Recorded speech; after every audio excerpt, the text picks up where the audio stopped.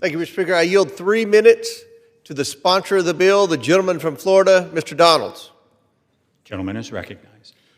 Thank you, Mr. Speaker. I rise today in strong support of my bill, H.R. 4922, the D.C. Crimes Act. Now, in reference to what the gentleman was just talking about, Article 1, Section 8, Clause 17 of the United States Constitution is quite clear. It grants Congress the power to exercise exclusive jurisdiction over the federal district, which all Americans know now is Washington, D.C., and it is the nation's capital. That is in the Constitution that was ratified by the several states. Congress does have the constitutional authority to regulate activities within the federal district. So when it is said that somehow Congress is now eroding local control, that is simply not true. Any local powers by the D.C. City Council have been granted to the D.C. City Council by Congress. And Congress is the seat of authority when it comes to the federal enclave. It was also talked about Florida's laws. Well, let's be very clear. Florida has established itself as a beacon of law and order and making sure that our citizens are safe throughout all of our jurisdictions. So if there are some abilities for some measures of flexibility, Florida has proven beyond a shadow of a doubt that it knows how to keep its people safe. Very different with respect to the D.C. City Council and with respect to crime, escalated crime here in the nation's capital.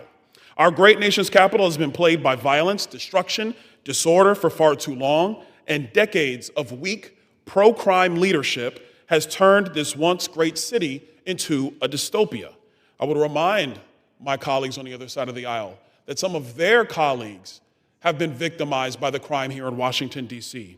Rather than prioritizing the safety of law-abiding and protecting the lives of innocent residents and visitors, district officials have actively facilitated dysfunction and chaos through their progressive soft-on-crime policies. Instead of addressing the clear epidemic of youth crime in the city, the D.C. City Council increased the age of youth offenders to individuals 24 years old and younger, meaning fully grown legal adults in the District of Columbia can receive sentences meant for children.